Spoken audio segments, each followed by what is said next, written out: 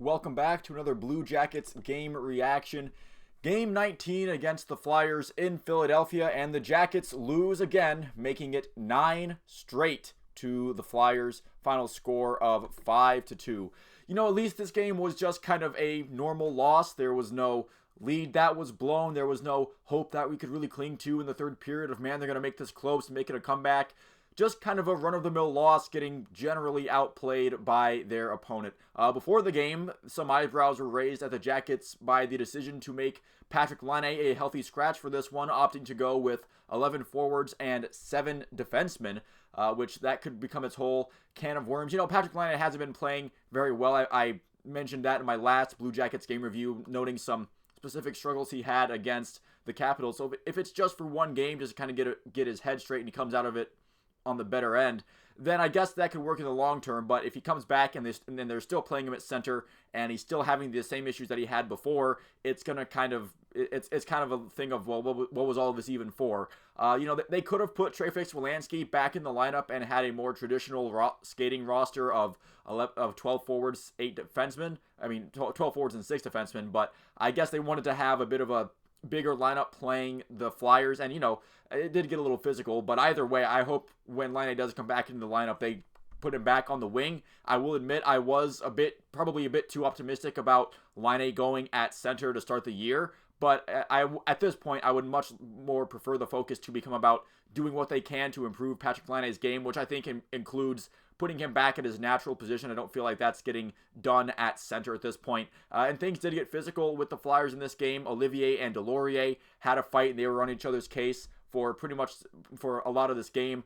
You did have Hathaway's hit on Werenski's leg in game 1 that led to some of the chippiness between these two teams.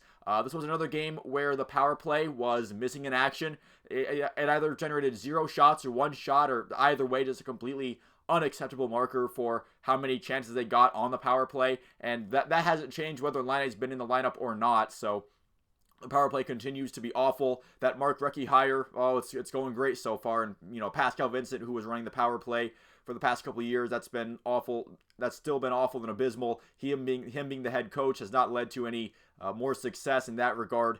Could have used a goal, however. The Jackets, they were down 3-2, getting a power play late in the second period. If they would have been able to cash in on that, then perhaps the game could have gone a little differently, or at least it would have felt different heading into the third.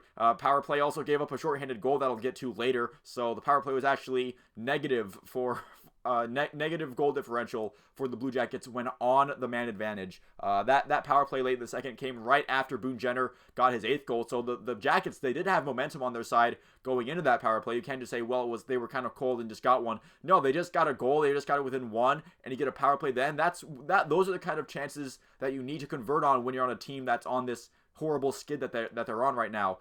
Like I mentioned, the Flyers' 3rd goal came shorthanded, so that's the reason they were down 1 going into that power play. But anyway, getting to the actual game, Spencer Martin in net for the second game of a back-to-back they played in Washington the night before. Early on, Farabee putting Philly up early on a backhand shot. Flyers had a pretty good first period, but it ended tied because Sean Kuraly, with about 5 minutes left, he got tripped and was able to find Texier, whose shot beat Ersson, the Flyers' backup goaltender, making it 1-1. The fourth line, they continue to be either the most or second most dangerous scoring line game in, game out. And while that is pretty cool for that fourth line, Kuraly, Texier, and sometimes Olivier, sometimes it's Danforth.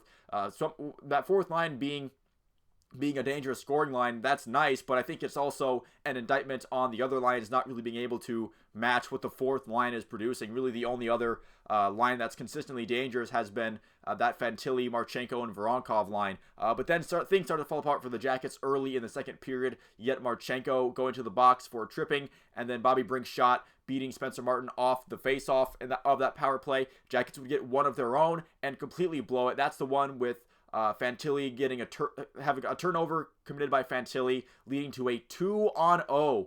They gave up a 2-on-0 breakaway while on the man advantage, and pulling shot just managed to squeeze by Spencer Martin there, making it 3-1, a very demoralizing goal to give up, especially considering that, again, you're on the man advantage and you give up a 2-on-0 breakaway. Not good enough. But the final 5 minutes would be where the Jackets would strike again in the second period. I did mention Boone Jenner getting his 8th goal. He's also recently passed Rick Nash's milestone of the most games played as a Blue Jacket. So congratulations to Boone Jenner. You know, he's being productive. He's doing his job as captain throughout all this. It just sucks that it still hasn't really done a whole lot to prevent this losing streak. It was a greasy deflection by Jenner, just sort of found its way past the Flyers defenders around the net and back into the back of the net. Second period ending 3-2. Could the Jackets find a way to somehow tie it and make it a rally? No, you all saw the thumbnail. We all watched the game. We know that didn't happen.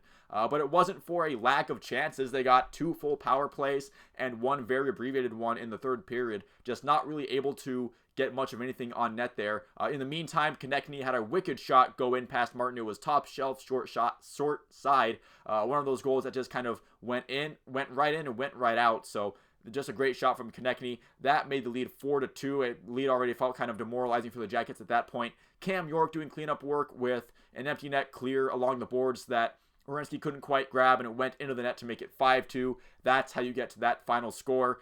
The Jackets, I know they're in a bad way right now. 32 Thoughts is talking about them whenever the Jackets are a topic of conversation on 32 Thoughts. You know it's not for anything good.